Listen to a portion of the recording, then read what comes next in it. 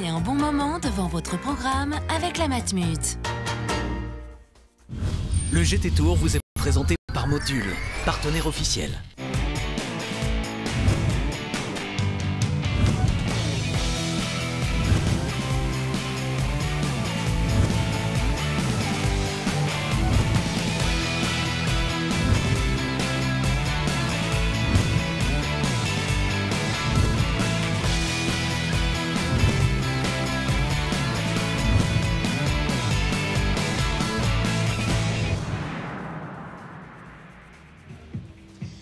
Bonjour à toutes et à tous et bienvenue ici à Nogaro pour la deuxième et dernière journée de ces Coupes de Pâques, premier rendez-vous de la saison du GT Tour millésime 2016 comme vous le voyez derrière nous.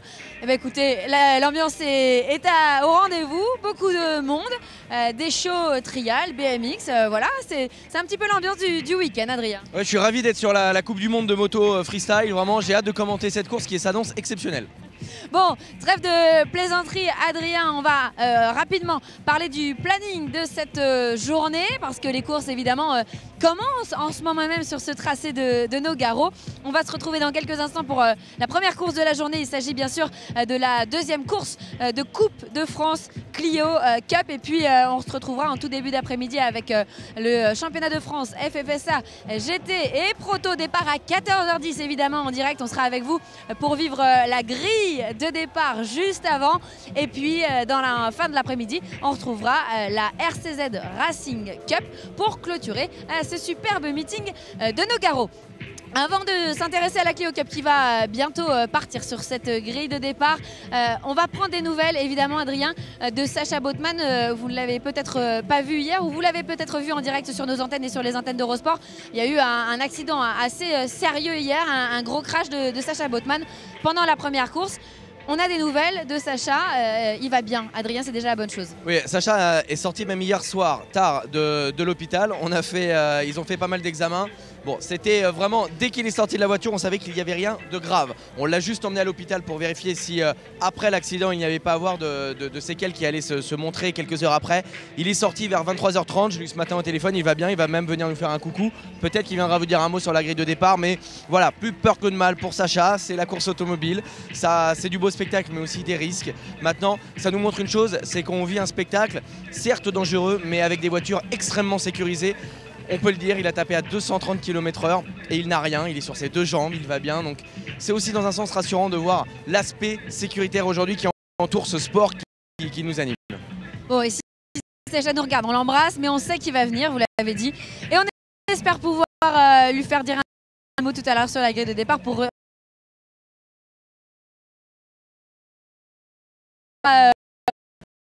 ce bilan. On le rappelle aussi, Adrien, hier la victoire est revenue au LMP3 numéro 36 de l'équipe du Ken Engineering emmenée par Valentin Simonet, Pierre Sancinena et Sébastien Dumez. Ces LMP3 qui, on vous le rappelle, font leur arrivée dans ce championnat cette saison. On est allé faire un petit tour justement du propriétaire avec le team manager de l'équipe du Ken et avec l'autre équipage, le numéro 35. On regarde. C'est la grande nouveauté de ce millésime 2016, l'arrivée des LMP3 en championnat de France. Évoluant cette saison aux côtés des désormais traditionnels GT, ces prototypes fermés sont la grande attraction de ce premier rendez-vous de la saison. Yann Bellhomme, team manager de l'équipe du Ken Engineering, qui engage cette année 2 LMP3 Ligier Nissan dans ce tout nouveau championnat de France Proto, nous présente son nouveau bébé. C'est une voiture qui fait 930 kg. Monocoque carbone comme je disais, très aérodynamique, avec un moteur V8 de 5 litres Nissan qui fait 450 chevaux à peu près. Donc pour 930 kg, une auto qui a une vitesse maxi de 280 km/h et qui va rouler, on estime, on le verra tout à l'heure, mais environ entre 3 et 4 secondes au tour plus vite qu'une GT3. Parmi les 6 pilotes engagés chez Duquesne au volant de cette bête de course, Aurélien Comte a lui fait le grand saut. Vainqueur de la RCZ Racing Cup l'an passé, le Bordelais a fait ses grands débuts au volant de la numéro 35 pendant l'hiver. Une découverte qui s'est avérée être une véritable révélation. En termes de performance, on peut difficilement faire mieux. C'est vraiment une voiture pour moi extraordinaire. Je n'ai pas l'habitude de ça. Et du coup, c'est impressionnant, les vitesses de passage, tout est bien proportionné et non, en tout cas je prends un plaisir fou dedans. C'est sûr qu'il y a des trucs où il faut s'adapter et donc les freinages où ça freine quand même plus tard, plus fort. Il va falloir que je m'habitue à tout ce qui est dépassement, un peu le peloton et tout, parce que moi j'ai quand même l'habitude où si ça touche c'est pas très grave d'habitude. Ça fait partie du jeu, mais là il faut surtout pas faire ça. Bon, on va voir, il faut que je m'habitue à tout ça. Du sprint à l'endurance, de la berline au proto, de la course individuelle à la course d'équipe, c'est donc à une toute nouvelle philosophie que le jeune pilote de 27 ans doit s'adapter. Une adaptation également incontournable derrière le volant, tant les différences avec sa précédente monture sont nombreuses. C'est assez impressionnant parce qu'on est vraiment au ras du sol et du coup ça défile très vite. Bon, déjà que ça va très vite, alors en plus là ça va encore plus vite, ça accentue le phénomène. Il faut vraiment se dépasser parce que le phénomène de l'aéro, et ça moi j'ai jamais connu et ça c'est vraiment impressionnant. Où la voiture elle est plaquée au sol et il faut vraiment y aller pour la limite est extrêmement loin. Il faut prendre une habitude où là il faut surtout pas toucher les vibreurs. Et moi c'est ce que j'ai eu l'habitude de faire. En berline c'est vrai qu'on se sert beaucoup des vibreurs pour placer la voiture. Et là c'est pas du tout le cas, donc il faut que je m'habitue à ça. Un environnement totalement nouveau donc, mais un objectif qui ne change pas. Avec Aurélien Comte, Nelson Poncetti et Gilles Duquesne d'un côté, et Valentin Simonet, Pierre Sancinena et Sébastien Dumès de l'autre, le Duquesne Engineering affiche clairement ses ambitions, décrocher ce premier titre de champion de France proto.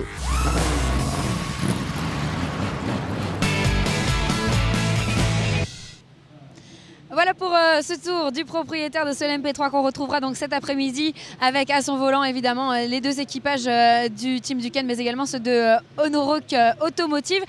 Voilà pour cette partie LMP3. On va passer au Berline maintenant. Derrière moi vous le voyez, la grille va bientôt se remplir pour le départ de la Coupe de France Clio Cup. C'est la course 2 et c'est tout de suite avec Jacques Sabatier.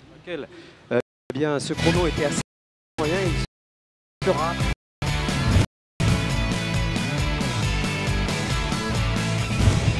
Constance qui est tout à fait vérifiée. En même temps, bien entendu, comme tous les pneus de course, ils ont quand même 2-3 tours où ils sont un petit peu plus performants. Et à ce titre, il faut savoir les exploiter, ce qui n'est pas du tout facile, croyez-le bien. On devance Olivier Jouffret, la voiture numéro 95 en quête de... C'est sûr, j'ai mis le Soudier. C'est bien qualifié également, il est 16e. On retrouve Emilien Card, podium hier de la catégorie junior. Emilien, numéro 65, à ses côtés Mika Carré. À l'avant une ligne toute franco-espagnole avec Alfonso Sangrador, le pilote numéro 71, en partage avec Teddy Bonaventure, pilote de rallye. Jérémy Sari qui débute cette saison avec difficulté, mais je crois qu'on est combattant. Fils de Christophe, qui l'avait remporté également en 94, cette discipline. Eh bien, apprend très vite, hein, c'est sûr. Maintenant, il faut que la réussite soit au rendez-vous. Il faut la croiser quelquefois. Vinesh Shankar sera son voisin de gauche. Ligne numéro 12 maintenant avec Guy Frey, le numéro 68, et Manu Raffin, le numéro 12, qui termine deuxième des gentlemen hier sur le podium de Nogaro. Arturo Espini, le pilote espagnol, partira à 13e ligne, à la 25e position, en partage avec Franck Trainard, qui termine 3e des gentlemen hier. Et puis dernière ligne pour le débutant Pax, le 66, et Bourbigo, qui a été un petit peu pénalisé lui aussi, ayant été jugé comme étant à l'origine d'un accrochage. Mesdames et messieurs, attention, ça va partir pour 25 minutes de folie. On rajoutera un tour à tout ça. Regardez bien, les teams sont très divers à l'avant. Autosport GP, le team GPA de David Pouget, le victime d'Éric Trémoulet, le Milan Compétition pour Marc Guillot, et puis Jimmy Clairet avec le team Clairet Sport. Allez, c'est parti. Oh, le départ de Trémoulet. Il a arraché cette voiture de la première ligne. Incroyable, comme hier, il est vraiment énorme au niveau du niveau de concentration qu'il est capable d'afficher. Allez, l'extérieur là-bas, on croise les doigts évidemment pour que tout le monde passe le premier virage. C'est pas là que la course se joue, c'est bien après. Et Baptiste Henry qui est à mes côtés frémit un petit peu, mais ce qui paraît tout à fait normal. On est là pour frémir nous aussi et être les témoins de cette passe d'armes déjà qui s'est annoncée avec Nicolas Milan qui va virer sur l'extérieur là-bas dans le deuxième Copen, et ça devrait passer à la troisième position me semble-t-il, en tout cas vu d'ici. On attend le premier passage. Ouais, c'est Nicolas Milan, le numéro 3. Donc attention au virage de l'aviation, Trémoulet-Guillot, voilà une image qui nous intéressait évidemment plus au point, on s'attendait à cela. Trémoulet et Guillot, la 3e position pour Nicolas Milan. On retrouve Cléré ensuite, voiture numéro 21, 15 Pouget, il est bien parti. Thibaut Bossy, très beau départ de Thibaut Bossy. On suit la performance de Curti également, il garde la corde pour éviter de se faire dépasser justement sur cette même corde à l'aspiration. Tout le monde freine, on voit pas trop de pneus qui s'allument là, donc on laisse à supposer que ce départ est relativement prudent, si ce n'est évidemment cette lucidité qu'on attend des pilotes jusqu'au bout. Quelquefois la patience a ses limites naturellement lorsque on la dépasse. Et bien croyez bien qu'on est très vite sanctionné. Je pense que hier les mises au point qui ont été faites ont été nécessaires.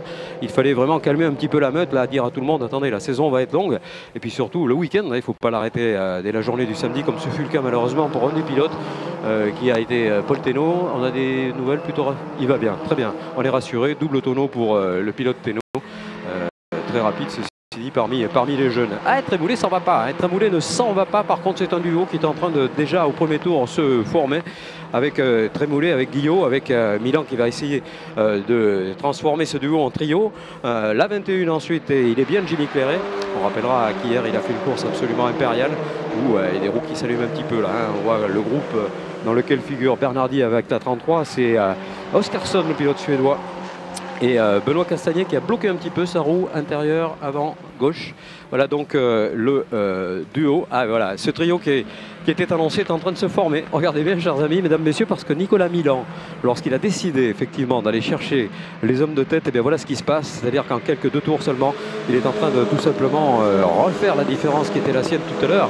Un constat en tout cas qui est celle que l'équilibre entre les voitures est extrêmement présent. Vérifier que personne. Attention, Marguillo Laspi, ça va passer. Allez, Trémoulet le sait de toute façon. Là, il n'est pas question d'aller couper la trajectoire, sinon c'est tous les deux qui vont au tas. Donc ça, c'est pas vraiment l'objectif. Alors si vous cherchez des bagarres, vous finirez par les trouver, mais il faudra aller un petit peu plus loin sur l'exercice de ce peloton, en tout cas le volume de peloton. Les garçons ont peut-être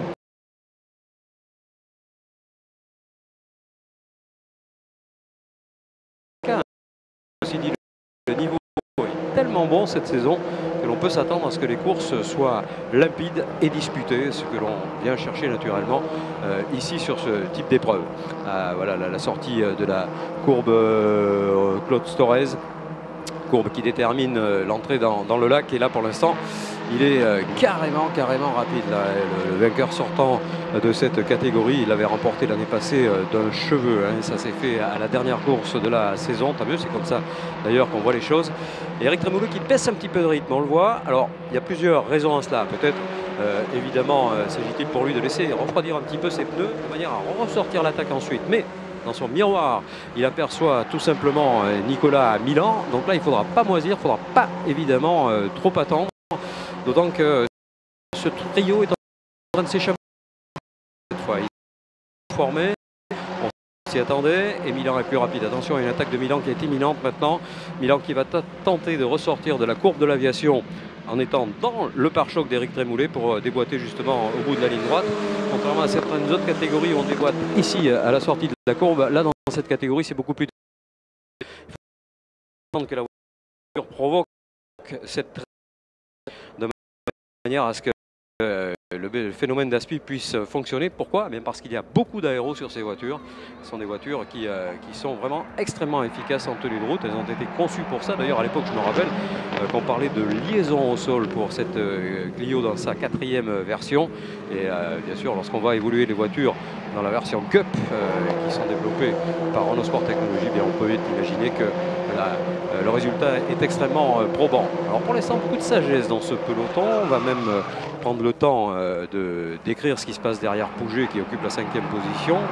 On va à Thibaut Bossy 6e, Teddy Cléré à la 7e position, Julien Neveu 8e, Benoît Castagnet 9e, Oskarsson Nikas de son prénom est 10e, Bernardi 11e, Pascal Arellano 12e. Donc il y a eu pas mal de chamboulements dans les premiers passages, et je vous ferai qui est passé de la 15e à la 13e position. C'est toujours ça de prix, bien entendu. Alors qu'on examine le retour de Jérémy Sarri, il se retrouve en 16e position. Le jeune Jérémy qui partait 21e. Très beau retour, 6 places de gagné déjà pour le plus jeune encore de cette saison, mais pour 2 mois seulement, contrairement à l'année passée, puisqu'encore une fois, le constat était clair. Il y a un rajeunissement très net de l'effectif. Un effectif en tout cas encore bien compris impact et encore... oula, amélioration, merci Georges Clavier. Meilleur tour pour Julien Neveu. Ça va bien sûr être un élément très important. Comment vont évoluer les pneumatiques? Comment est-on parti au niveau des setups? Est-ce qu'on va favoriser cette partie du milieu de l'épreuve? Il semble, pas tout à fait le milieu d'ailleurs, du premier tiers de l'épreuve. Est-ce qu'on a décidé de partir avec beaucoup de pression dans les balles, comme on dit, de manière à être vite d'entrée? Peut-être le cas de Marc Guillot. Alors il va falloir bien regarder l'évolution des temps réalisés par Marc. Ce serait peut-être différent d'ailleurs pour ce choix de setup réalisé par Éric Trémoulet, qui semble peut-être à même de pouvoir maintenir le cap à la deuxième place en gardant de l'énergie pour la suite et peut-être tenter une attaque à la fin justement de cette épreuve. Attaque au bout de la ligne droite et c'est passé pour un pilote Milan Compétition. On n'a pas trop aperçu de qui il s'agissait. Peut-être Pascal Arellano là-bas qui aurait tenté quelque chose au bout de la rectiligne. On voit de toute façon que la décoration qui est la sienne est tout à fait semblable à celle arborée par notre ami Nicolas Milan. Ce qui semblerait confirmer ses dires. En tout cas, on arrive à la sortie de la courbe Henri Oreiller à 2 de front. Une courbe très rapide, hein, donc malgré sa modification dans le temps d'ailleurs. C'est Jérémy Curti qui est à la lutte au sein du peloton le plus incliné. On retrouve voiture de ses positions habituelles avec quelque chose qui ne fonctionne pas correctement visiblement, puisque le pilote, on l'a vu hier, est capable de rivaliser avec les meilleurs. C'est maintenant une certitude. Alors on va vérifier la voiture qui avait fait tout à l'heure cette action. C'est en fait la numéro 81. On va voir de qui il s'agit au sein de ce peloton. Ah, c'est Oscarsson, ouais, merci Karine. Oscarsson, très rapide pilote suédois, qui nous fait l'honneur de participer à cette épreuve. Et Jean-Paul Milan nous confiait tout simplement, il a appelé Nicolas en lui disant voilà, moi je suis suédois, j'aimerais bien voir comment ça marche au sein du peloton français. Visiblement, la réussite est au rendez-vous, en tout cas côté junior. Nos problèmes, c'est lui qui l'a emporté hier. On va voir si aujourd'hui il peut ambitionner ce même genre de situation. Voilà, retour dans la ligne droite pour l'instant, stabilité entre les écarts. Thibaut Bossy dans le bon groupe, David Pouget également, on aperçoit devant également Clairet, Jimmy de son prénom, Arellano toujours en tête des pilotes gentlemen et Oscarsson toujours en tête des pilotes juniors. Ils sont alternativement d'ailleurs, c'est assez sympathique cette image, 10e et 11e avantage aux pilotes juniors pour l'instant. Thiers occupe la 2e position du classement des juniors et le retour de Jouffret me paraît être significatif. Il partait en 15e position. Il apparaît maintenant dans la première partie du tableau, ce qui est quand même déjà en soi un côté rassurant, j'imagine, en tout cas pour ce pilote du victime. Nicolas Milan pour l'instant est patient derrière Rémoulé alors qu'on voit le fumée s'échapper pour Boreillet là-bas. Est-ce que ce serait un pilote un petit peu large en tout cas qui compte? Eric Rémoulé, on le voit sautiller.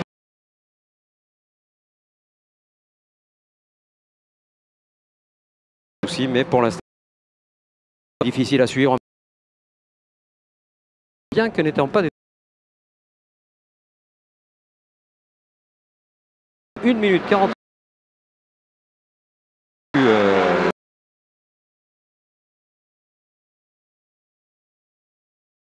le pilote qui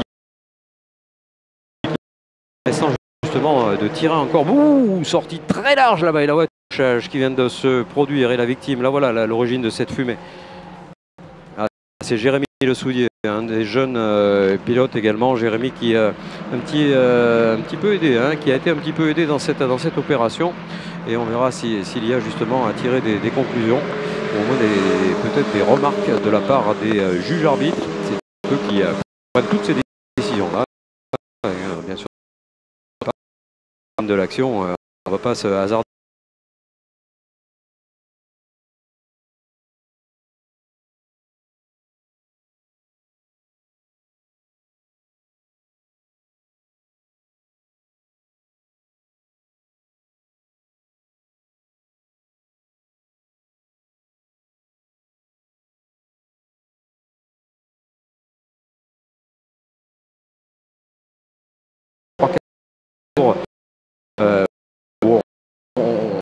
On va tout tenter naturellement pour essayer de prendre les gros points de la victoire, ou en tout cas de préserver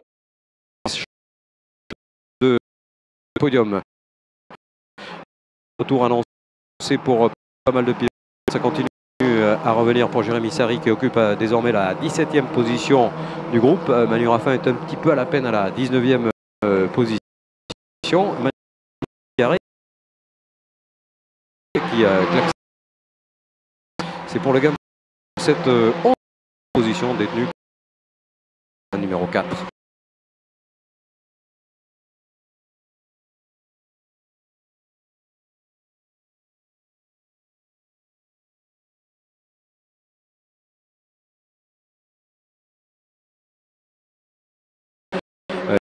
Les pneumatiques, à mon avis, sont partis plus bas en pression, donc il est en train de tout simplement avoir une performance qui va aller crescendo. Je pense que Nicolas Milan ne s'est pas trompé. Il est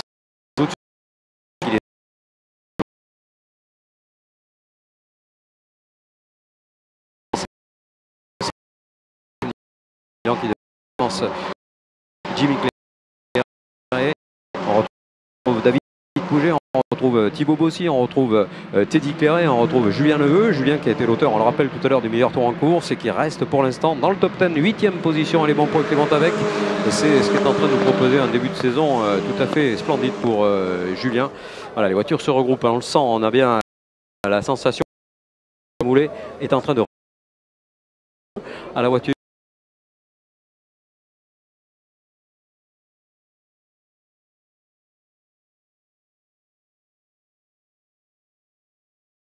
Pouget sur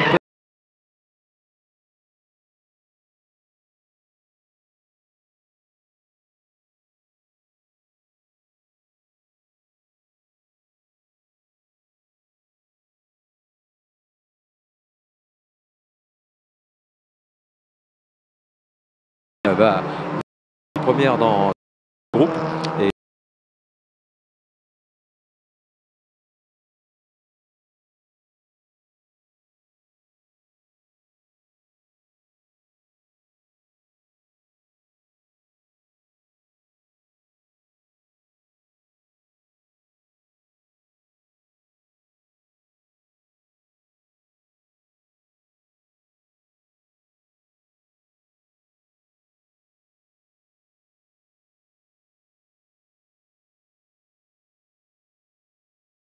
aux enquêtes suite à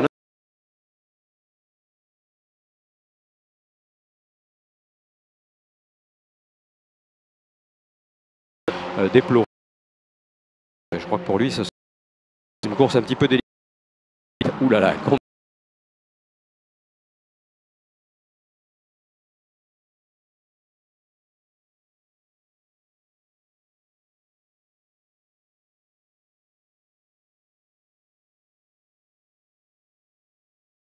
de saison, tous les trois ont été. Lui aussi a été titré, autant dire le niveau est absolument géant dans cette catégorie. Une catégorie où les arbitrages se mettent en place peu à peu d'ailleurs, hein, au fil des épreuves. On voit des pilotes qui pointent le bout de leur nez, ça a été le cas dès l'année passée pour la famille Clairet. Thibaut Bossy, bien sûr, on savait qu'il serait rapide et il s'est débarrassé de David Pouget. Voilà cette bataille qu'on a aperçue tout à l'heure.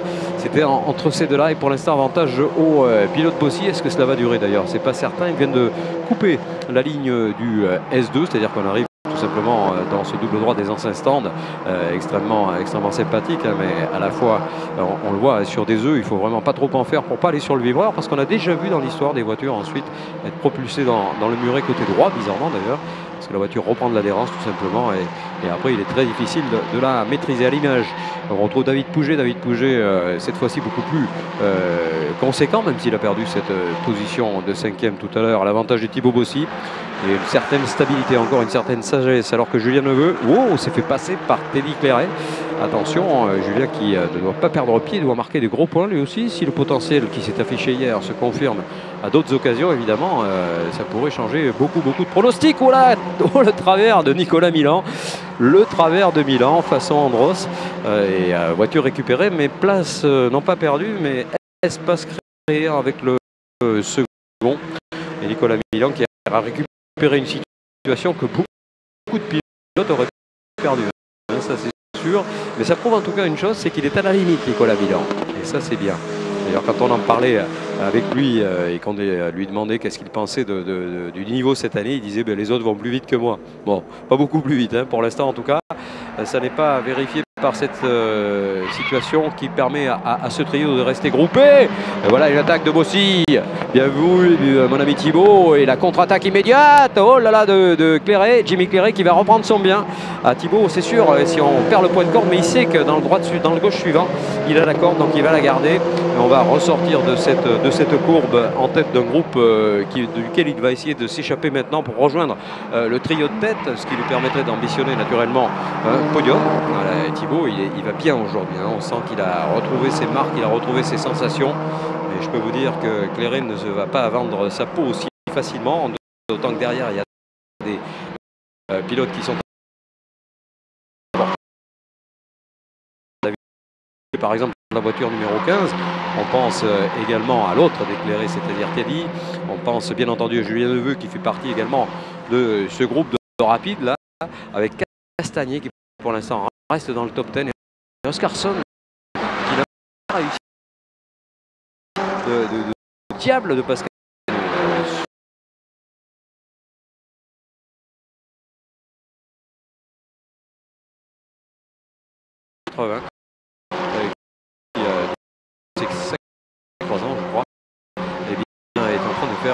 Peut-être une de ses plus belles saisons, on verra si ça se confirme sur l'épreuve suivante qui aura lieu dans les rues de la cité paloise. Ça va être un autre monde, là, un autre univers, celui des murs. Ah, c'est Barcelone, c'est vrai, il y a une épreuve qui aura lieu dans, voilà, 23-24 avril, en dehors de nos frontières, donc celle-ci va marquer tous les points. Évidemment à l'identique de ce qu'on vivra avec une majorité des occupations du GT Tour. Après ce sera Pau et le Grand Prix, et puis on reviendra dans le GT Tour, naturellement ce sera Magny-Cours, Le Mans, le Castellet, etc. Donc une saison qui permettra à ces pilotes de rouler sur les plus beaux circuits européens, ce qui est naturellement un vœu pieux de la part de Renault Sport, de manière à ce que le produit soit d'autant plus attractif. Et rappelons bien sûr qu'il y aura quelque chose qui est très novateur également, c'est que les meilleurs du scratch, mais également du gentleman et du junior, se verront alliés quelque part pour aller défendre les couleurs de la France dans le cadre des 24 heures de Dubaï, et avec une Clio qui est adaptée à l'endurance, qui a ce site particulier qu'elle est bien sûr dotée de systèmes qui permet de ravitailler, puisque cette épreuve d'un format de 24 heures va non plus opposer les pilotes français, mais les réunir. Et je trouve l'idée assez sympa autour de ces 24 heures de Dubaï. Pour ça, bien sûr, il faudra être aux avant-postes pour être les meilleurs représentants de l'Hexagone. Allez, l'Hexagone pourrait se transformer très rapidement en losange, puisque c'est la forme des trophées cette année pour notre ami Marco Guillot, qui a pris effectivement maintenant une avance qu'il est en train de stabiliser. On avait craint que sa voiture ne baisse un petit peu de l'aile à l'issue des premiers tours. Et bien non, il reste dans le format de ce qui est pour lui le meilleur tour, et la pole position et le leadership. Donc là, difficile évidemment de faire mieux. Ça fait des petits points supplémentaires. C'est toujours agréable évidemment, particulièrement lorsqu'on arrive comme ça à la fin d'un week-end. Maintenant, encore une fois, la course est longue, hein. On a vu Nicolas Milan tout à l'heure aller limite à la mais du mal à rejoindre la tête de course. L'expérience nous a montré que bien, cela peut se produire naturellement, surtout application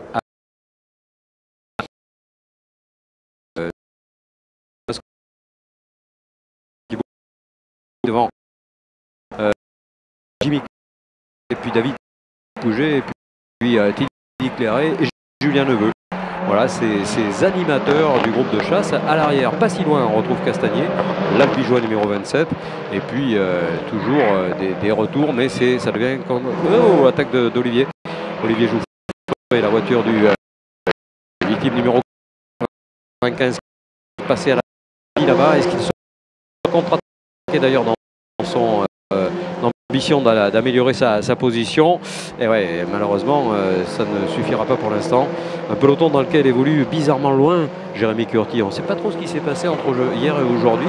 En tout cas, il y a quelque chose qui ne fonctionne pas aussi bien qu'hier. Lui qui s'est battu tout simplement tout au long de la course pour la gagne. Et bien là, ça ne sera pas le cas, ça c'est sûr. Comme quoi les jours se suivent mais ne se ressemblent pas forcément, si ce n'est pour Oscarsson qui reste leader pour l'instant de la catégorie junior. On rappelle qu'il pilote cette voiture venue de Suède. Je ne sais pas si la voiture est venue de Suède, je pense plutôt qu'il l'a louée chez Milan. Alors attention, Castagnier à la lutte et une petite roue qui s'allume là côté intérieur. Et là c'est deux jeunes qui sont en train de s'affronter avec Julien Neveu. Julien, notre Woody Allen à nous, et avec sa tête de premier de la classe, a bien failli être premier de la Clio Cup hier. Et ça aurait été quelque chose de bien la force tranquille, nous dit-on. Ouais, ça pourrait être un titre s'il arrive à remporter une victoire cette saison. Pour l'instant, évidemment, les ambitions sont différentes. Hein, celle de suivre ce point jaune, parce que c'est vraiment très compliqué. Là, il est en train de creuser un écart qui va être, à mon avis, insurmontable. Il va rester 5 minutes seulement. Guillaume Trémoulet-Milan, cela pourrait être le podium de cette course. Attention à l'attaque derrière. Attention à l'attaque derrière. Qui est à la de Clézy va garder sa position au prix d'un freinage en travers. Là, c'était assez sympa. Et Pouget qui a sagement récupéré sa place. Thibaut aussi sait que si ces deux-là s'expliquent, lui, il va pouvoir partir un petit peu, donc préserver avec sa numéro 15 une position intéressante. Vous voyez un peu ce qui se passe sur la page 2, tiens, avec Jérémy Sarri, revenu 16e, avec Sangrador également, le pilote espagnol, à la 17e position. Côté junior, Oscarsson, Thiers et Card qui revient sur le podium. Alors là, attention, c'est de la prise de confiance où j'y connais rien. 15e position déjà pour ce jeune qui déboule dans la catégorie. Là aussi, c'est un élément très important parce qu'il me semble très à l'aise dans cette voiture. Il a tout de suite compris son fonctionnement. Castagnier-Neveu toujours à la lutte. Avantage pour l'instant au numéro 27 qui a pris le meilleur sur le pilote Neveu qui est moins vite qu'hier, c'est clair. Et en même temps, il faudra maintenant comprendre la raison de cette situation. Et là, ça revient bien sûr à toute l'équipe d'Autosport GP de Gisafini. On va trouver ce qui va pas, peut-être ce qui va un petit peu moins bien, peut-être un setup qui n'était pas idéal. Et en tout cas, regardez celui de Nicolas Milan, il est celui de l'aspiration. Alors on le connaît le coquin, hein, attention, hein, parce que c'est un pilote extrêmement fougueux et en même temps extrêmement habile et intelligent. Donc lorsqu'on cumule toutes ces qualités, normalement, Eric Trémoulet d'ailleurs, on pourrait avoir exactement les mêmes qualificatifs à son égard. Eh bien ça risque d'être en finale. Alors soit, il y a deux solutions, hein, soit ils vont se résigner tous les deux et dire on va marquer les points de la deuxième et de la troisième position, soit il va y avoir une petite ambition évidemment de démontrer qu'on est un petit peu plus rapide. Il y a deux voitures Milan sur le podium provisoire, une voiture victime également qui occupe le rôle du jambon dans ce sandwich de Nicolas Milan compétition, qui a été titré l'année passée, vous vous en doutez. Et puis bien sûr beaucoup de voitures encore qui sont sous la structure de cette équipe très compétente. Compétence également vérifiée pour le victime. Et on a vu une nouvelle petite faute de Nicolas Milan. C'est pas fréquent, c'est pas souvent. Il est allé un petit peu large sur le vibreur. Il est allé souiller un petit peu ses pneumatiques dans le sable. Donc voilà, on a perdu le contact tout simplement avec Eric Trémoulet. Alors j'ai bien peut-être envie de dire qu'Eric Trémoulet est parti un petit peu plus vite. Tout simplement sur ce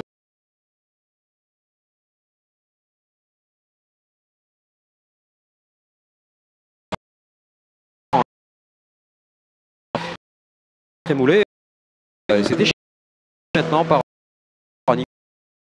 pour les raisons plus tout à l'heure aussi. Attention derrière,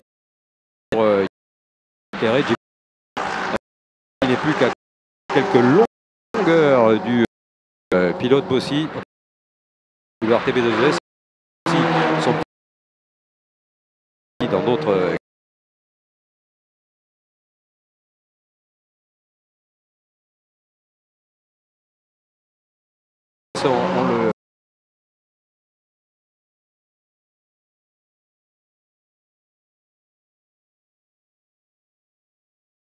puisqu'il est pointé, on rappelle le pilote de la voiture numéro 15.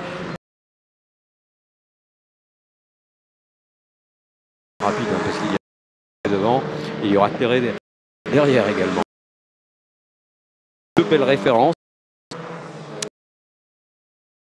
qu'est-ce qui va se passer en Clio Cup, parce que franchement, bien des années, pas vu pareil. Et Pouget à la ça va peut-être passer. Aïe aïe aïe, petite touchette. Bon, c'est un très bon. Il a pas cette voiture à l'avant pour l'instant, mais on sent une certaine impatience qui se devine dans le style de David. On revoit cette image au ralenti. Vous voyez que le freinage est tardif et efficace. Hein. Ceci dit, on bouge à la corde. Non, il n'est pas de faire autre chose que de trajectoire. Bon là, risqué, bien sûr, où on laisse passer et on résigne ou on se dit ah.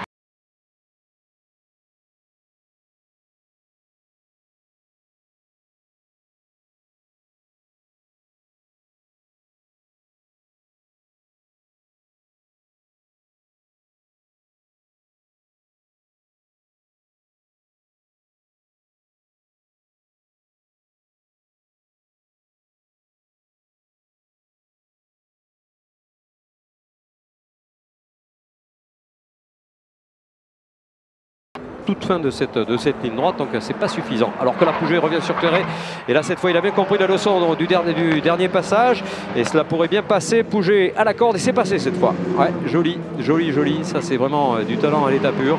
Et Clairet également, qui a bien compris que ça serait très difficile de résister beaucoup plus longtemps. Wow, tout droit là-bas. Tout droit pour peut-être Jérémy Curti, hein. Il me semble apercevoir cette voiture numéro 69 qui serait partie un petit peu loin sur le freinage de l'école, et retrouver naturellement cette bagarre, hein, pour le gain des gros points de cette position occupée par Pouget pour l'instant. On rappelle qu'il s'est débarrassé de Clairet juste avant cette intervention au bout de la ligne droite là-bas, et Thibaut Bossy qui n'est plus très loin d'être rejoint maintenant. Il va rester 2 tours et même un tour au prochain passage de l'homme de tête. Le voici, cet homme de tête, et là franchement il est en train de démontrer qu'il n'a pas usurpé son titre, bien évidemment, personne n'a douté de ça d'ailleurs. Éric Trémollet à la deuxième position, on est résigné je pense pour Éric maintenant. Ce sera avant tout bien, les gros points de la deuxième place après cette victoire hier. Il va repartir en tête du championnat bien entendu à l'issue de cette épreuve. Il n'y a aucun doute là-dessus, je pense, au niveau du cumul des points qu'il va pouvoir collectionner, alors que derrière c'est toujours quelques battles jusqu'au bout pour essayer justement de rentrer dans ces bons points, hein. C'est important pour la suite. On rappelle, la suite ce sera à Barcelone et le très beau circuit catalan, pour essayer justement de dégager encore une fois des positions intéressantes. Ah, quelle course de Marc Guillot, pole position, meilleur tour en course, et victoire visiblement indiscutable de la part du champion sortant. Il a acheté une voiture neuve cette année, et il avait connu quelques problèmes mais minuscules hier, mais qui ont suffi à l'écarter du podium. Et là vous voyez qu'on a très vite repris ses esprits. Là aussi c'est important d'avoir une équipe qui analyse très vite les soucis éventuels et qui sait très vite redresser la barre. Attention derrière, hein, il va y avoir peut-être un peu de grabuge. Wow, le contact, et on allume les roues. Ah là là là. C'est Neveu ça, non? Ouais, c'est Julien Neveu qui est en train de tout faire pour aller chercher Oscarson. Oscarson qui a bien compris que ce serait peut-être un peu compliqué. Ouh, Julien qui va perdre peut-être une position, c'est moche dans les derniers tours. Ouais, c'est cuit là maintenant, il a perdu le point de corde, et là il va peut-être même perdre 2 places, on va savoir ça assez rapidement. Et le dernier tour justement, et mesdames et messieurs, la victoire, la deuxième course de ce meeting pour la Coupe de France Renault Clio Cup. Victoire pour Marc Guillot. Deuxième position Éric Trémollet, troisième position Nicolas Milan, quatrième position Thibaut Bossy, cinquième David Pouget, sixième Jimmy Clairet, septième Teddy Clairet. Benoît Castagnet termine huitième. On retrouve ensuite, après cette battle assez compliquée, le très bon numéro 81 qui termine à cette place suivante. Je t'en prie Karine, pas de problème. Et puis retrouver naturellement tous ceux qui sont classés dans le classement, c'est-à-dire la catégorie junior et puis la catégorie gentleman. Mesdames et messieurs, on se retrouve dans quelques instants pour le podium. Merci Jacques Sabatier. Effectivement, une course de la Coupe de France Renault Clio Cup, course 2, avec une victoire supplémentaire, celle de Marc Guillot. Et quant à nous, nous retrouvons certains d'entre eux en Peugeot RCZ tout à l'heure, avec notamment Milan et bien sûr David Pouget. C'est vous dire que l'on peut là encore se faire plaisir. Le plaisir sera à l'honneur aussi, amis spectatrices et amis spectateurs, car à partir de 12h40, l'accès de la pit lane vous sera autorisé de 12h40 à 13h30 et après 13h30 nous commencerons à entrer dans la procédure classique et normale concernant le GT et le prototype FFSA qui débutera très officiellement à 14h10 pour la course d'1h30. S'en suivront derrière le championnat de France de Super Tourisme à 16h05, la Peugeot RCZ Racing Cup à 16h50, la Caterham ACA à 17h35 et enfin 18h20 la Twin Cup B. Vous voyez qu'on en a jusqu'à 18h40 à se diversifier au niveau de l'ensemble des courses proposées. Il est donc très exactement 12h33, podium donc dans quelques instants et surtout ouverture, accès pit lane au public à 12h40. Si vous voulez aussi participer aux animations, n'hésitez pas. Elle se trouve juste derrière la tour principale. Venez participer aux animations au cœur du village Matmut, simulateur speed drive, château gonflable et show trial. Nouveauté cette saison, la Matmut Prévention qui permet aux jeunes, à vos enfants, de découvrir la sécurité routière à travers leur stand, mais aussi le Critérium Jeune Conducteur. C'est la Matmut qui nous accompagne et qui vous accompagnera au village animation.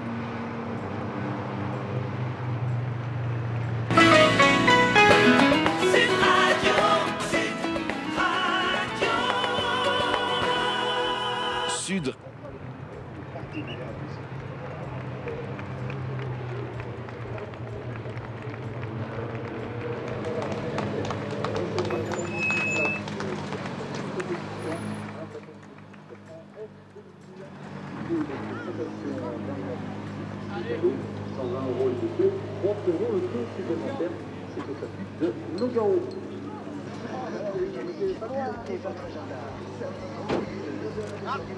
Nouvelle édition survoltée de l'autocross de Tournecouvre. Une manifestation incroyable avec de véritables bolides, de nouveaux tracés pour encore plus de spectacles. 80 départs et plus de 200 pilotes présents. Et en soirée, grâce à la banane, 100 000 watts d'éclairage sur la piste. Rendez-vous samedi 3 juillet à Tournecouvre dans le Gers. Plus d'infos sur autocross-tournecouvre.fr.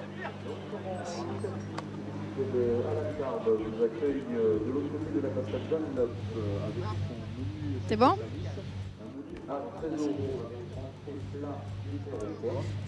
Marc, bravo pour cette première victoire de la saison. Vous n'aurez pas attendu longtemps avant d'aller monter sur la première marche du podium.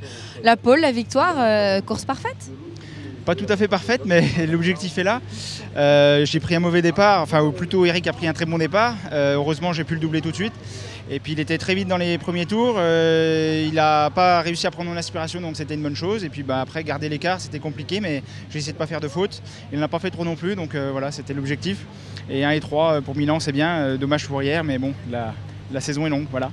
Eric, c'est l'adversaire désigné. Vous pensez pour cette saison, il a gagné hier. Il était très vite, en tout cas, ce week-end à Nogaro. Vous le voyez comme un adversaire pour le titre? C'est un des adversaires au titre, ça c'est sûr. Moi, je me suis confronté à lui en 2012. On s'est bagarré toute l'année. C'est un pilote très correct. Voilà, c'est vraiment un pilote rapide qui ne fait pas de faute, qui est très bon en qualification et au départ. Donc, ça va être un candidat sérieux, ça c'est sûr. Voilà. Bravo en tout cas, Marc. Merci. Avec plaisir. À bise. Et gardez le bouquet pour le podium. Je colle un peu. Hein. Ouais, moi je t'embrasse pas parce qu'on s'habituerait. Félicitations, belle course. Très belle course.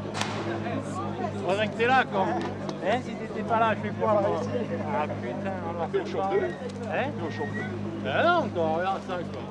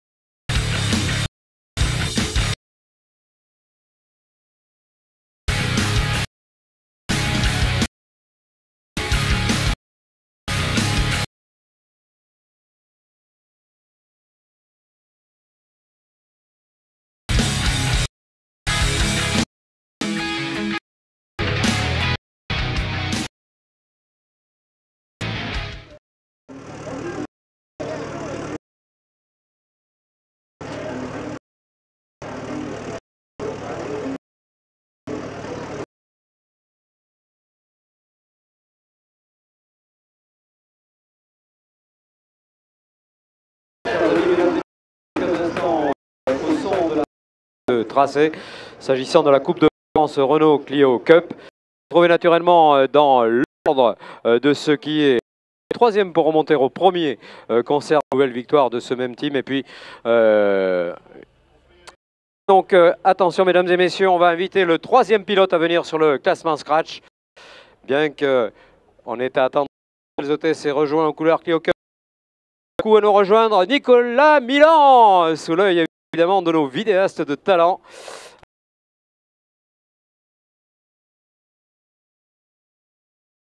Y a-t-il, voilà, c'est Jean-Paul Milan qui va venir nous rejoindre. Bien mon ami, pour évidemment. Alors, il a raison, ouais. Allez, mesdames et messieurs, nous.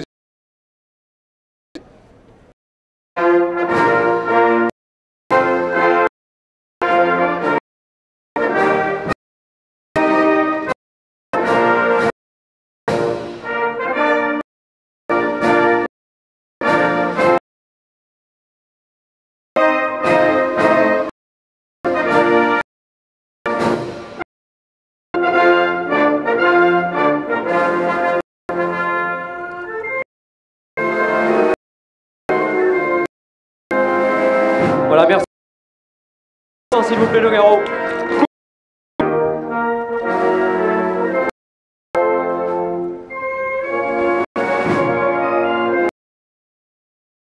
Des récompenses avec de Rabaudy. Marie, si tu veux bien, remettre au deuxième et quel troisième Milan, Nicolas Milan, encore une fois. Et le bisou de Marie. Jean-Michel Ferrer pour Dunlop. Saluer et récompenser Eric Trémoulet, nouveau leader. Salut Jean-Michel de ce championnat. Eric Trémoulet. Eric est pas revenu les mains vides de ce tracé, c'est tant mieux. Et Caroline Diviès, notre de Nogaro, pouvoir récompenser à double évidemment des pilotes particulièrement et une équipe qui évolue sous les couleurs de Nogaro-Gers. Nicolas Milan et Jean-Paul Milan qui va se voir fait également attribué donc au team le plus compétent et le plus efficient. Ils sont deux d'ailleurs sur cette. On demandera également à Anaïs de s'emparer du coffret du domaine de personnel offert par monsieur Marou à Cazeneuve. Et puis Anaïs encore pour les valisettes de vin du pays de Côte de Gascogne offert par Alain Fagé, Sensé, Saint-Martin d'Armagnac. Voilà, mesdames et messieurs, je vous invite à applaudir ces champions. On s'est régalé avec vous, messieurs. Merci beaucoup. Rendez-vous à Barcelone, en Catalogne, très bientôt.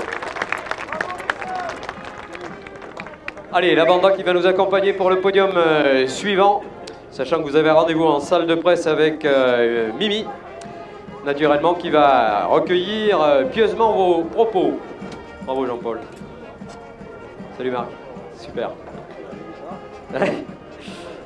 Les juniors maintenant, parce qu'on apprécie particulièrement ce rajeunissement des effectifs. La troisième position, après un début de week-end un petit peu compliqué, les 42 fiefs, c'est du passé. Maintenant, c'est la troisième position des juniors. Jérémy Sari, bravo Jérémy, super.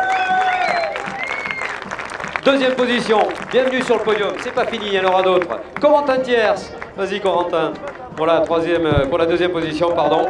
Et lui, il nous vient de Suède, il n'a pas fait de déplacement à vide non plus.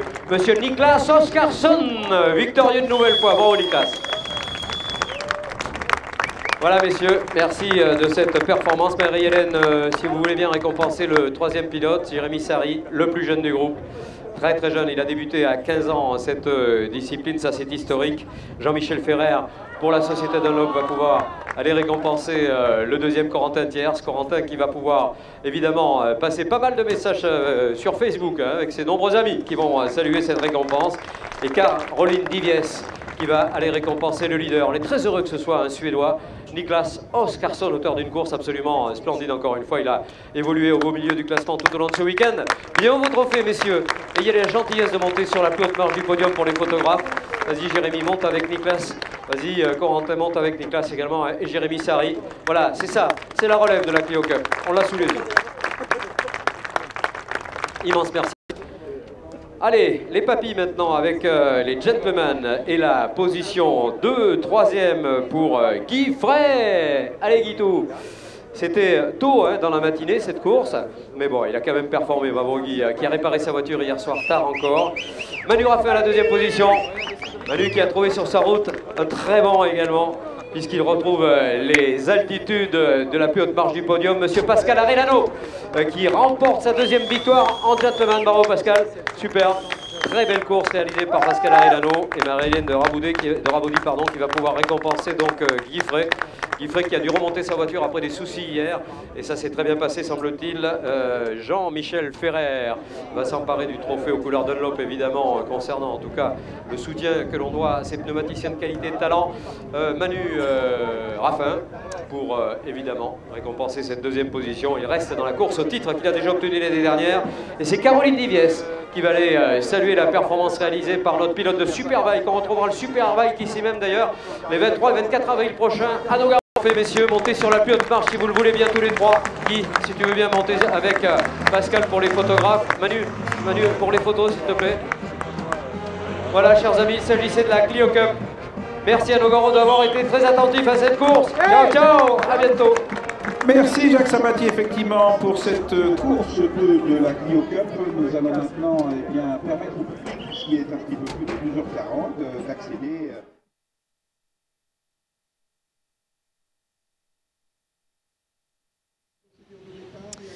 Voilà pour ce premier podium de la matinée en ce qui concerne la Coupe de France Clio Cup qui en a fini pour ce meeting de Nogaro.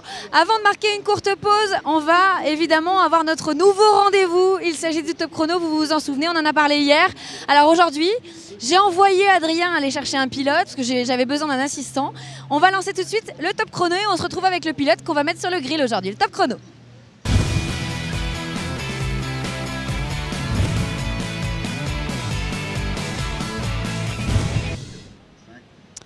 Eh ben, le pilote qu'on a trouvé, Adrien, que vous avez trouvé au détour d'un box, c'est Lonnie Martin, ça tombe bien. C'est le coéquipier de Christophe Hamon qu'on a mis sur le grill hier. Donc on va faire un petit duel comme ça entre Christophe et vous, ça peut être intéressant. Comme j'avais besoin d'un assistant, Adrien, on va vous solliciter aussi pour le chrono. Est-ce que vous êtes prêt, Lonnie, pour ce top chrono? Est-ce que j'ai besoin de vous rappeler la règle? Non, c'est bon, on peut y aller. Bon, allez, c'est parti. 5, 4, 3, 2, 1, top chrono. Première fois dans une voiture de course. 2006. Meilleur souvenir en course? La World Cup en Allemagne. Pire souvenir en course? Mon abandon à Spa. Votre plus beau dépassement? Dépassement sur...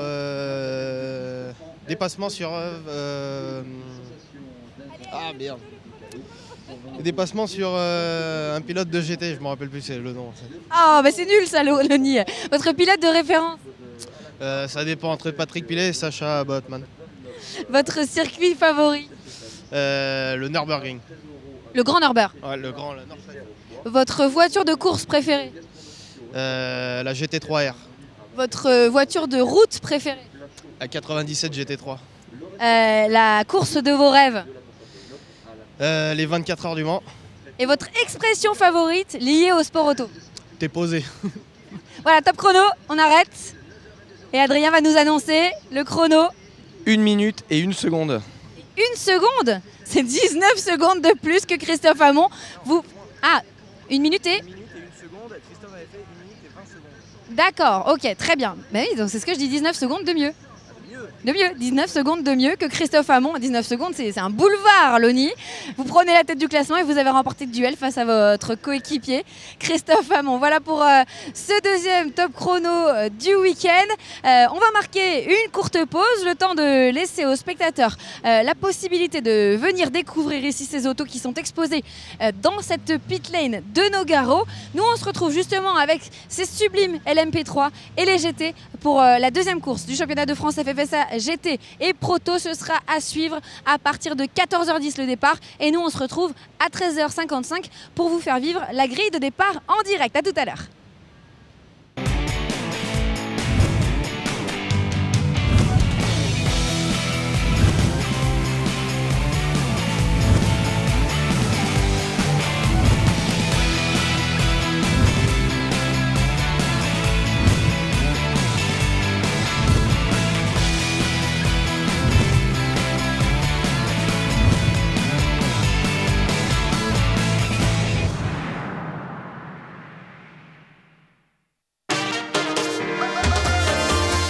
Vous avez regardé votre programme avec la Matmut. Le GT Tour vous a été présenté par Motul, partenaire officiel.